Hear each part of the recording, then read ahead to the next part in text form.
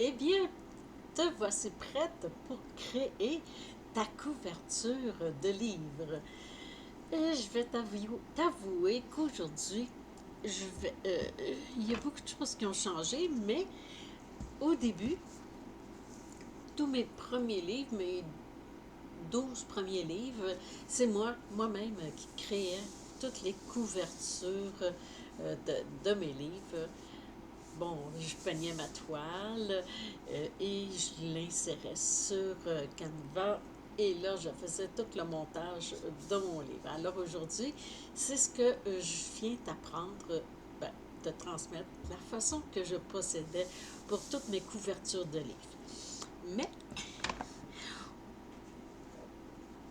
mon dernier livre, Propulse-toi, est belle la couverture. J'ai ma graphiste qui était autrice aussi, puis qui me disait Francine, tes couvertures sont très belles. Mais aujourd'hui, en auto-édition sur Amazon, c'est important que tes pages de couverture soient plus marketing. Bon, ça y est, une autre affaire qui est nouvelle. Eh bien, parce que Amazon favorise les couvertures de livres marketing, comme qu'elle dit.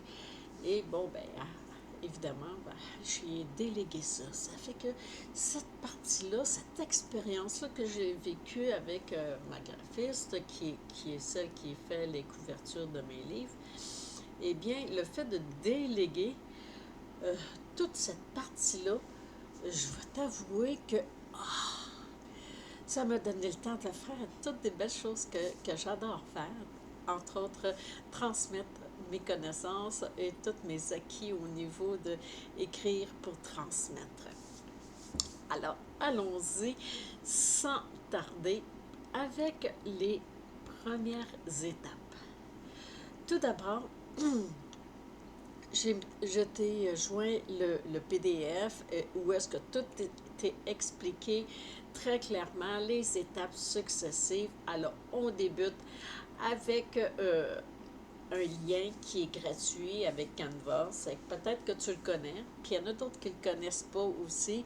Alors, sur Canva, bon, une fois que tu vas sur Canva, je t'ai mis le lien dans le PDF.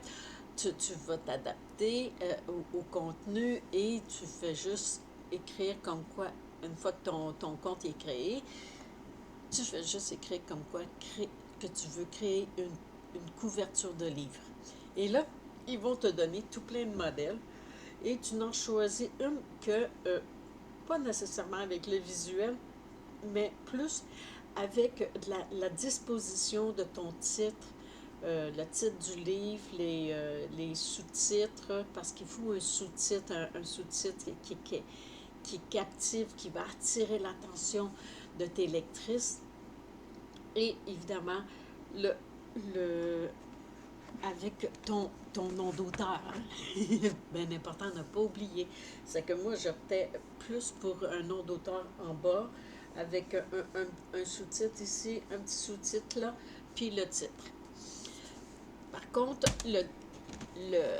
mon dernier livre, ça a été, qui est une couverture qui est plus marketing, eh bien, tu pourras aller le voir, l'observer.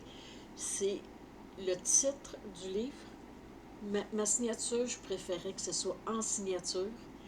Et ici, un gros punch au niveau du sous-titre afin de captiver l'attention des gens, susciter l'intérêt aussi. Et un court texte. Et ça, là, ça ne fait pas charger et ça fait super vendeur pour ton livre.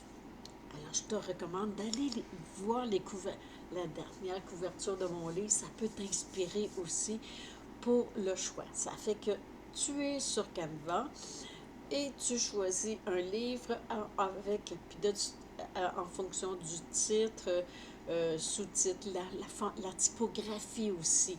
Ça, c'est bien important pour que ce soit lisible.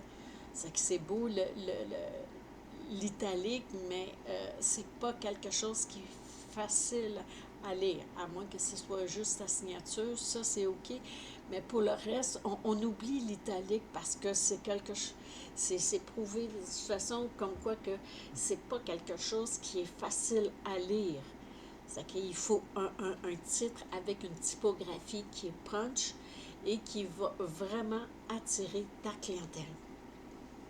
Alors, évidemment, il te faut un titre qui est accrocheur et en dessous du titre, ben, t'écris tes sous-titres. Ça fait que de toute façon, avec Canva, tu as toutes ces possibilités-là. Tu peux aller ajouter d'autres textes, tu peux importer des images. Donc, ton image que tu t'es créée, donc tu peux la faire de différentes façons. Bon, moi, j'ai certains livres que, bon, comme que je suis une artiste peintre, j'avais peint toutes mes... pour chaque livre, j'avais peint une toile. Puis par la suite, pour d'autres, j'ai utilisé des images libres de droit d'auteur sur Pixabay. Dans le PDF, tous les liens sont là pour y accéder. Et je crée aussi, une fois que ma couverture de livre est créée sur Canva, je vais tout simplement la télécharger sur mon ordinateur afin de l'utiliser. Je peux l'utiliser à différentes choses et ça, c'est intéressant parce que tu crées ta couverture avec Canva, mais une fois que tu l'as téléchargé sur ton site, tu peux aller sur un autre site, bon, de par cœur, là, je me souviens pas du nom, je vais chercher. OK, en tout cas, c'est pour faire des couvertures 3D pour faire mes montages. Ça fait que tous mes livres sont présentés, tu vas voir dans le PDF, avec l'image tablette, cellulaire et le livre en 3D. C'est que ça rend ton image plus vivante, plus réelle aussi. C'est qu'en attendant de recevoir ton livre entre tes mains pour pouvoir en parler.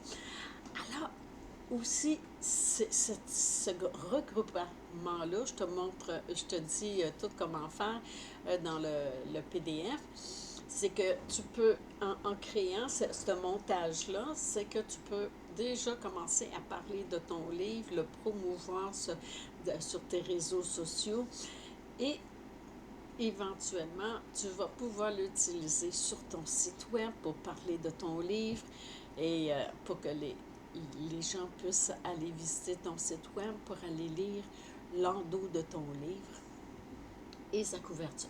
Évidemment, cette couverture-là, pas celle en 3D, mais l'original, celle que tu as téléchargée sur ton site web, va être utile aussi pour si tu crées ton livre sur KDP Amazon, pour créer ton livre numérique et ton livre papier. Alors, je te laisse à ta partie créative et n'oublie pas, tu peux venir la déposer dans le groupe, le Club Propulse Toi, et nous parler de ton livre et de ton entreprise aussi. Ciao!